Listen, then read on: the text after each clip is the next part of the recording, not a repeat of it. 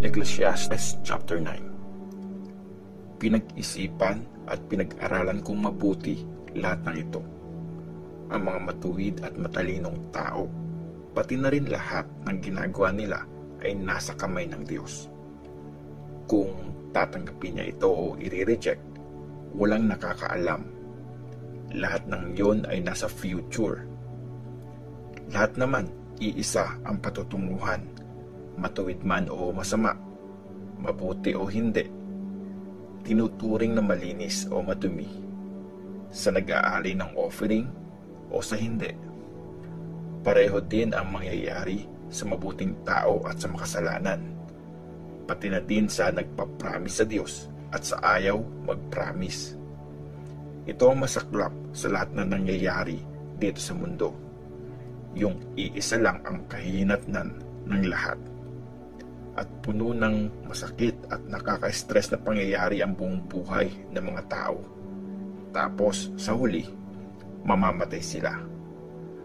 Pero, ang nabubuhay, may pag-asa.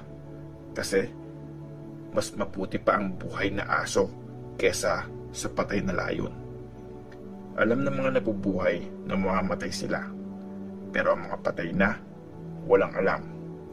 Wala na silang reward at nakalimutan na sila. Nawala na ang pagmamahal, galit at inggit nila. At forever na silang hindi makakasama sa lahat na nangyayari dito sa mundo. Sige, mag-enjoy kang kumain at uminom ka ng maligaya. Kasi okay lang sa Diyos na gawin mo ang mga ito.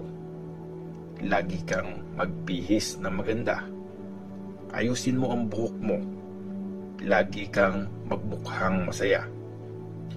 Sa mundong ito na mahirap maintindihan, i-enjoy mo ang buhay na bigay ng Diyos kasama ang mahal mong asawa. Kasi ito ang reward mo sa buhay at sa pinagpaguran mo sa mundong ito. Gawin mo ang lahat na makakaya mo sa kahit anong ginagawa mo. Kasi wala namang gagawin, pag-iisipan at pagbubuhusan ng talino at karunungan sa mundo ng mga patay na pupuntahan mo. Isa pang nakita ko sa mundong ito na ang nananalo sa karera ay di laging yung mabilis tumakbo. Hindi laging yung malakas ang panalo sa labanan. Hindi rin laging ang matalino ang kumikita ng pera. Ganon din ang marunong. Di yun ang laging yumayaman o laging pinapaboran ang taong may koneksyon. Kasi ang oras at sitwasyon ang nagsiset ng lahat. Hindi alam ng tao kung oras na niya. Gaya ng isda na nahuhuli ng net at ng ibon na nahuhuli ng trap. Ganon din ang tao. Biglang nahuhuli ng kamatayan sa di inaasahang pagkakataon. Nakita ko din ang isang nakaka-impress na example ng karunungan dito sa mundo. May malit na bayan na konti ang nakatirang tao. May makapangyarihang hari ang lumusob at pumalibot sa bayan na yun. Gumawa siya ng matitinding gamit panlusob doon. Kaso, may nakatira doon na mahirap pero matalinong tao. Kaya naligtas yung city dahil sa katalinuhan niya. Pero pagkatapos, walang nakaalala sa kanya. Kaya sinasabi ko na mas okay ang karunungan kaysa sa lakas, kahit na di pinansin ang karunungan ng taong mahirap at di ito pinakinggan. Mas mabuti pang pakinggan ang malumanay na salita ng matalino kaysa sa sigaw ng isang leader sa mga bobo.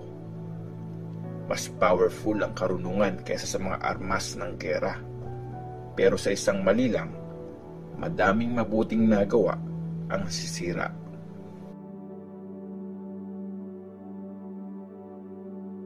Ecclesiastes chapter 10. Pinapabaho ng patay na langaw ang mamahaling pabango. Ganon din, nakakasira sa karunungan at karangalan ang konting kabubuhan.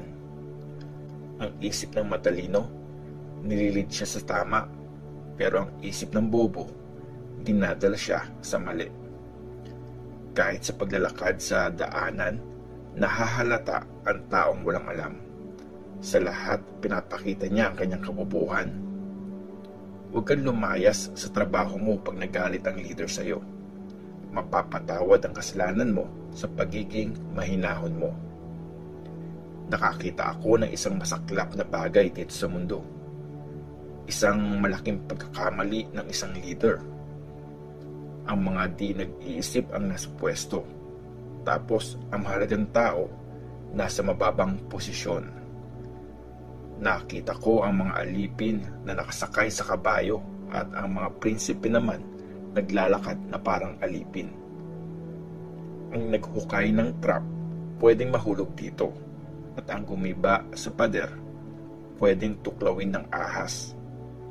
Ang nagtitibag ng bato ay siyang masasaktan at ang nagpuputol ng kahoy ay pwedeng mabagsakan. Pag mapurol ang palakol at di yun hinahasa, mas madaming lakas ang kailangan, pero dumadali ang trabaho dahil sa karunungan. Pag nanuklaw na ang ahas bago ito napaamo, walang mapapala ang nagpapaamo dito. Napaparangalan ang matalino sa kanyang mga salita, pero nasisira ang bobo dahil sa sinasabi niya. Pag nagsalita siya, kabubuhan na umpisa pa lang at hanggang sa katapusan, walang katuturan. Salita ng salita ang di nag-iisip, kahit wala naman nakakaalam kung anong mangyayari. At pagpatay ng tao, sino bang makakapagsabi ng mangyayari sa sarili? Nagpapagod lang ang bobo sa pagtatrabaho kasi wala naman itong kahahantungan. O bayan, ikaw ay kawawa kung ang hari mo ay isip bata at ang mga prinsipe mo sa umaga pa lang nagpaparty na. O bayan, kay saya mo kung ang hari mo ay matino at sa tamang oras nagkakasiyahan ang mga prinsipe mo. Nagsasaya sila para lumakas at hindi para malasing. Sa katamaran, babagsak ang bubungan. Sa kapabayaan, bubong ay masisira. Nagpapasaya ang pagkain, nagpapaligaya sa buhay ang alak, pero di mabibili lahat ng ito kung walang pera. Huwag mong laitin ang hari kahit sa isip mo, o laitin ang mayaman kahit sa iyong kwarto, kasi may pakpak ang balita at may tenga ang lupa.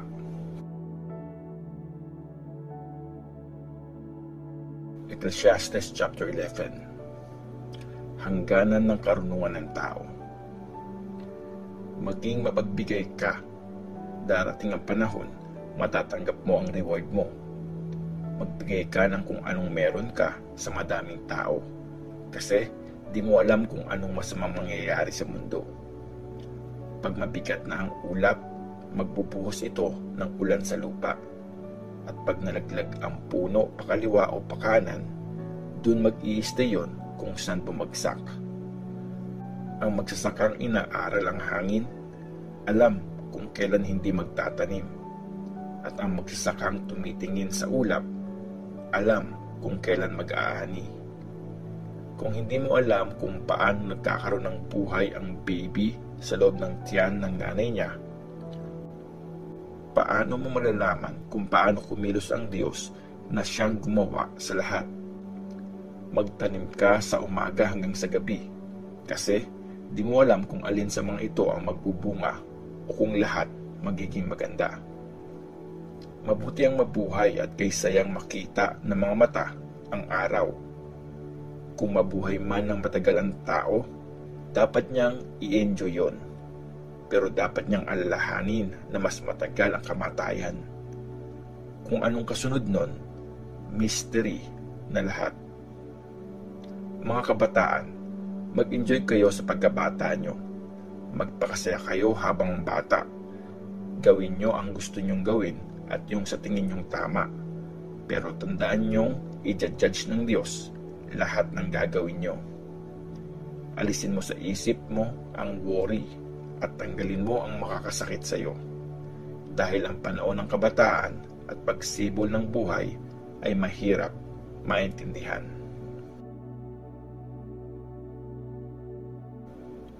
Ecclesiastes chapter 12. Alalahanin mo ang Creator mo habang bata ka pa, bago pa dumating ang panahong malagim at palapit na ang mga taon na sasabihin mong hindi ka na nag-e-enjoy sa buhay.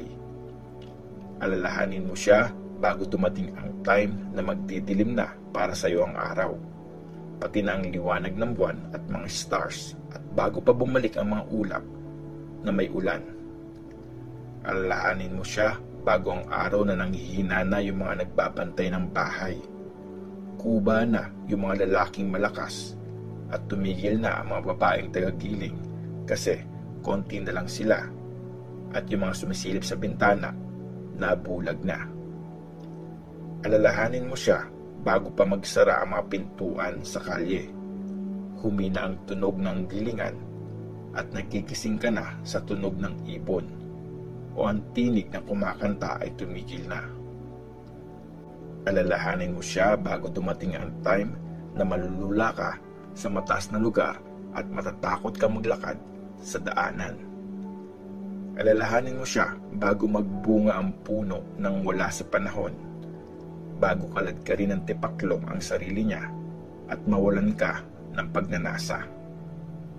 Dahil papunta ang tao sa huli niyang hantungan at nasa kalye na ang mga nagluluksa.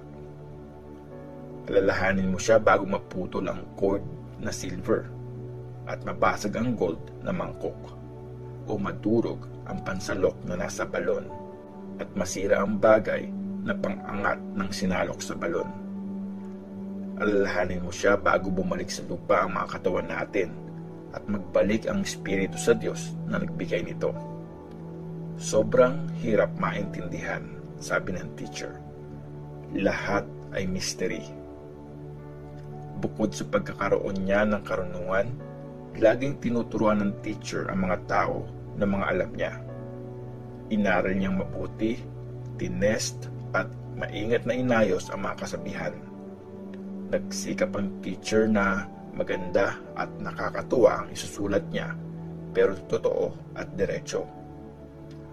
Ang mga kasabihan ng matalino ay parang matulis na tungkod na ginagamit ng shepherd sa pag-guide sa mga tupa, at parang matutulis na pako na matinding nakabaon ang mga nakolektang kasabihan na tinuro ng isang shepherd. Anak, ito pa, makinig ka sa mga bagay na ito. Walang katapusan ang pagsusulat ng maraming libro at masyadong nakakapagod ang sobrang pag-aaral. Ito ang point. Matapos marinig ang lahat, magkaroon ka ng takot sa Diyos at sundin mo ang mga utos niya. Kasi ito ang dapat gawin ng lahat ng tao.